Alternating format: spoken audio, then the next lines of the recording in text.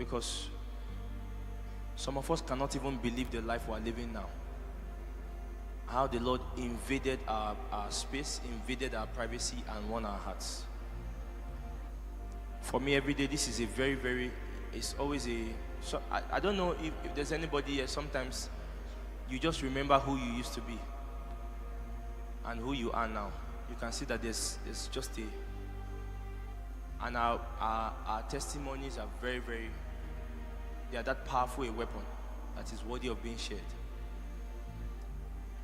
You know, there's a saying that you might be the only Bible that someone ever reads, if an unbeliever reads. You might be the first Bible, and you might even be the only Bible that they get to read before they come into the knowledge of Christ. That is why your testimony, the testimony about your life and what God has, how God caught you, how God captured your heart, it's a very important one that you ought to share. Don't hide that one. The testimony of a bag of rice getting to your house is not as important as your salvation. Testimony of your car, of your house, is not important as your salvation. The fact that you were in the claws of death, because the devil's plan is to kill you. The fact that you were there for so long and God did not permit you to become reprobate, that He still created a space in your heart that the gospel of Jesus can rest upon for you to receive salvation. For me, is the greatest testimony that can be ever shared. When you look at that John chapter 4, that woman at the well, a woman with how many husbands before she met Jesus? How many? How many? Who remembers the story? How many before she met Jesus? 5 husbands before Jesus met her at that well. And in modern day description, that is a definition of a failed woman, of a woman that is filled with perversion, of a woman that has disgraced her family, that has brought shame. I'm sure the people in her lineage would not want to be related to her. Men will even be scared of her because, you know, nothing good comes out of such a woman. But I like how Jesus invaded our story. You know, I know some of us were born in Christian homes. I know some of us were born as believers. You know, we were born into Christian homes. But there's a landmark moment for each and every one of us. And that your parents were Christians does not make you, that your parents were believers doesn't make you a believer. The only thing you become naturally is that your citizenship comes from your birth and your tribe. So you are Edo because your dad is Edo, and you are Igbo because your dad is Igbo. But you are not a Christian, you are not a believer because your dad is a believer.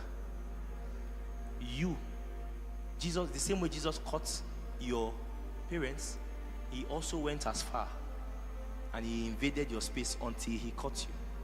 And that's why you are here today. For me, like I always say, this is the greatest testimony, because some people heard the same thing you heard and they didn't change. And I want us to know the importance of this. We must realize that there are certain things that we encounter in life that Jesus permits because He has chosen you to use your own story as a weapon to bring to Christ many other people that will be like you. That's why you will discover that sometimes it is a survival of sexual assault that helps other women that have been sexually assaulted, because they know the depth of it, they know the weight of it.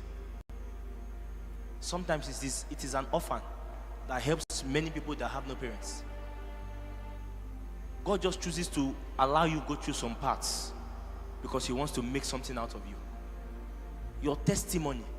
You don't know that there are orphans out there waiting for an orphan to pass and tell them, I was an orphan, I've been an orphan for so long, but God became my father and my mother. See, that testimony to that orphan at that point is more important than for God so loved the world. He does not understand what for God so loved the world is. But he's very interested. He wants to know the God that became a father and a mother to him. To you rather.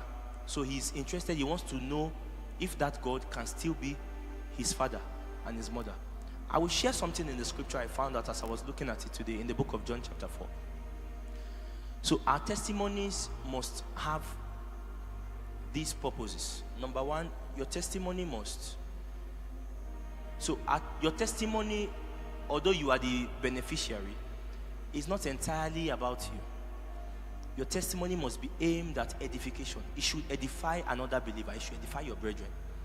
Number two, it should point people to the glory of God. And that was what I found out in the life of this woman.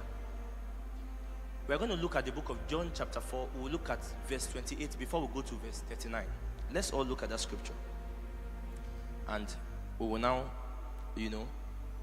narrow down to the kind of testimonies we'll be giving today. John chapter 4, verse 28. It says, the woman then left her water pot, went her way into the city, and said to the men, come, see a man who told me all things that I ever did. Could this be the Christ? I've come to realize that in the heart of everybody, there's a void that they are seeking to fill. And that is the void of the love of God. Even a wicked person, there's a void that, look at this woman saying, could this be the Christ? So she had heard about Christ and she had been hearing the message, but she was waiting for her own day, just like each and every one of us. There was a day we finally met this Christ, although we had been hearing about him. Now, if you jump to verse 39, you will discover the power of the power in testimonies. Verse 39. Evans, can we have it the way we usually have it on the big screen?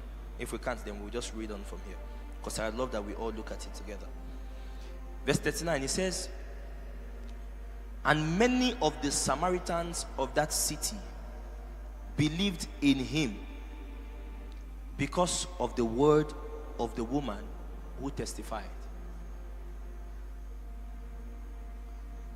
Many of the Samaritans of that city believed in him because of the word. So there was the scrolls that have been read. Usually they would read scrolls and people would preach. Of course, John had even come at this time, and John had been crying all over, prepare ye the way of the Lord and all of that. But these Samaritans, they did not change. They did not believe yet. Until what happened? Until a particular woman, who they would have presumed to be a damaged woman, a forsaken woman, a failed woman, a terrible woman, until she shared her testimony. The testimony of